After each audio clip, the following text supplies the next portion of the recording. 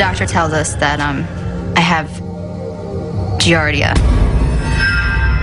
And I was just totally taken back. I was like, well, what is that?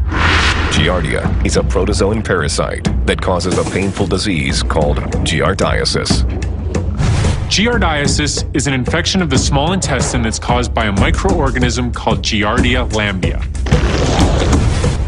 When the Giardia parasite enters the small intestine, it gorges itself on the body's nutrients. The body sends immune cells to fight the parasite, causing painful cramps. But the parasite evades the body's defenses by transforming into an impenetrable cyst.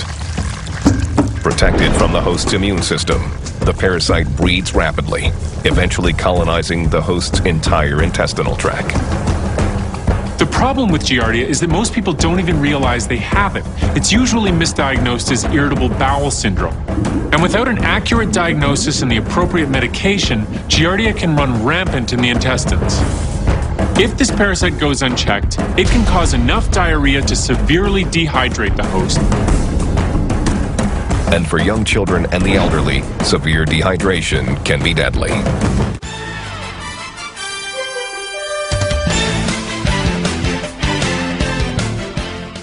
Welcome to Channel 9 ASCS. We have breaking news. That's right, Sam. There's been a Giardia outbreak in the Riverside area.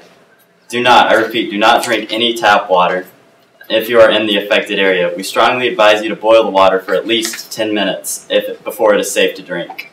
We have Dr. Ferrone with us today, live in the studio, as well as one of his patients who has been diagnosed with Giardias. Welcome, Dr. Ferrone. Thank you for coming in today. A pleasure to be here. Dr. Ferrone, would you please give us a little background information about Giardia? Well, what Giardia is, it's characterized by an acute or chronic diarrhea, usually contracted through water. It's waterborne, so if you ingest any kind of contaminated water, you're at risk of contaminating this disease or contracting this disease. Since Giardia is waterborne, where is it found? Well, majorly in bodies of water such as lakes, ponds, pools, swim spas. It can also be at amusement parks or water parks where babies with their diapers that might have this Giardia disease will feces or desiccate into the water, and if one ingests this contaminated water, you too can contract the symptoms. Wow, Giardia can be found almost anywhere there is water. What is the mode of transmission? Well, the most common way to contract this disease is usually through contaminated water, as in ingesting it, but there also is a risk of contracting it through eating contaminated food, such as if people that have the disease don't wash their hands well and they touch food and you might ingest this kind of food, you are also at risk of contaminating and contracting this disease. What are the simplest ways of prevention? Well, the simplest way of prevention is to be very, very sanitized and cleansely and mindful of the people you eat off of and the places you swim and playful at. If you're in the body of water you're not sure about, always keep your mouth closed. Do not ingest any of the water. Do not swallow any of the water there. And be very, very cleanseful, like I said before. Wash your hands and be careful of who you eat off of. Now, Dr. Ferrone, how does one get tested for Giardia? Well, first there are a couple symptoms that you'll know right off the bat if you have this disease. A few of the symptoms will be like stomach cramps. You can get chronic diarrhea, very, very bad diarrhea, vomiting, and as time progresses, stomach cramps become worse and worse. Here today with me is actually my patient who's been here for over a week and a half, and she has been under the treatment under my room. She's doing pretty well under it. So she's going to talk to you off of first experience about some of the symptoms she goes through. It started off as mild stomach cramps and some diarrhea. My stool was very loose and incredibly foul smelling. Yes, it was.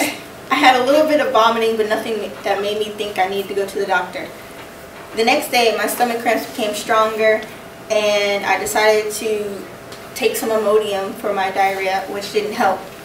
By the third day, the pain was unbearable, and I went to the doctor to have myself checked out. How did you diagnose Miss Schuyler? Well, she had signs of the symptoms like I said before. So when she came in telling me that she had bad stomach cramps and she had diarrhea for prolonged periods of times and vomiting was uncontrollable, I immediately took a sample of her feces, and under the feces I was able to locate that there was a protist as such was called Giardia. So I was able to diagnose her with Giardia right off the bat. Okay.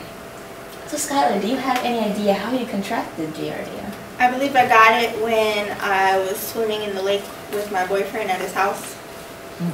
That'll do it. Did you ingest any of the lake water? I did. When my boyfriend and I were swimming, we were splashing each other, and he got water in my mouth while I was laughing, and the next thing I knew, he dunked me under the water, causing me to take more water and accidentally swallowing it.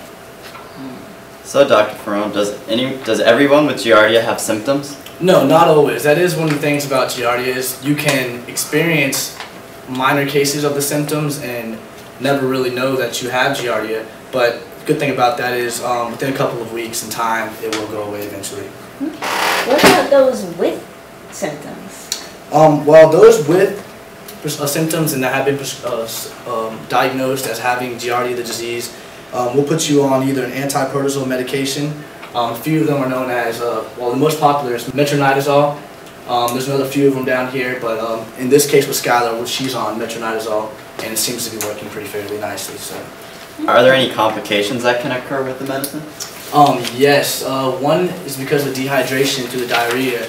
Your body's losing a lot of fluids, and if the diarrhea is too severe, you will lose too much fluid from your body, which can result in a very, very serious case of dehydration, which sometimes in very few cases can lead to death. Okay. So Dr. Ferrone, is there anything else you would like the people to know? Stay hydrated, stay out of the waters, be mindful of what you eat off of, and cleanliness is next to godliness. So. Thank you so much for stopping by, Dr. Ferrone, and thank you for sharing your story, Skylar. I guess.